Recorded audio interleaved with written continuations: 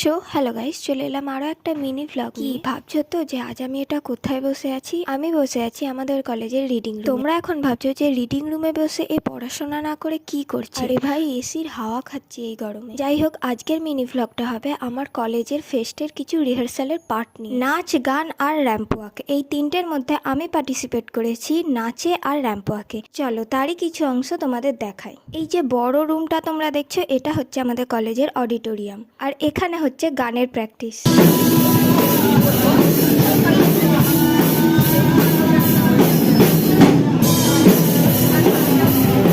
তো আমি এখানে দুটো গানে ডান্স করছি, যার প্রথমটা হলো